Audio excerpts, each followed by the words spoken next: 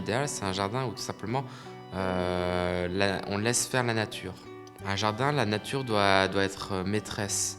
Donc dans notre conception, on a décidé de représenter la nature, alors une nature assez pionnière avec en l'occurrence des espèces pionnières telles que le bouleau, protégée comme si elle a toujours été protégée par un cocon, ce cocon qui la protège de l'extérieur de la civilisation.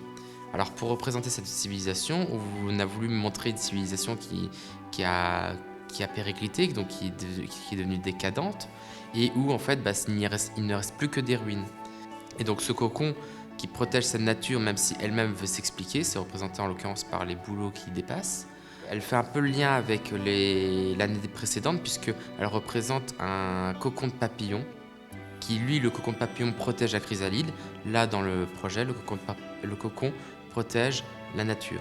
Pour le cocon, on a choisi un fil blanc et on a choisi une structure métallique non traitée. Ça veut dire qu'elle va rouiller, elle va s'oxyder.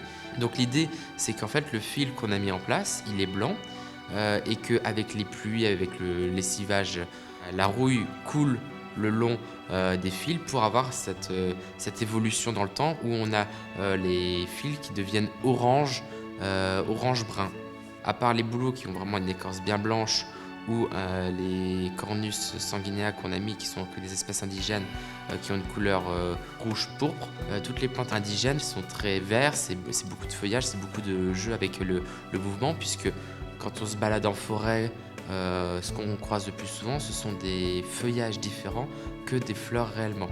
Donc on a mis beaucoup de graminées, de fougères, même s'il y a quand même pas mal de fleurs avec, en l'occurrence, l'Issimac rampant, qui est une plante qui nous accompagne tout le long du projet. C'est une plante qui va pousser très rapidement, quel que soit le milieu, et qui va fleurir des petits boutons jaunes dès qu'il y a les premières chaleurs jusqu'au dernier gel.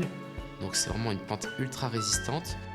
Ce que j'aimerais bien, c'est que les gens qui viennent visiter notre jardin se rendent compte de la richesse qu'on a en faisant un jardin avec que des plantes de chez nous. La nature a tellement à nous offrir, il faut juste savoir se pencher et regarder et la laisser faire. Juste avec ce qui existe autour de nous, on peut faire des choses merveilleuses, que ce soit pour nous ou pour d'autres espèces.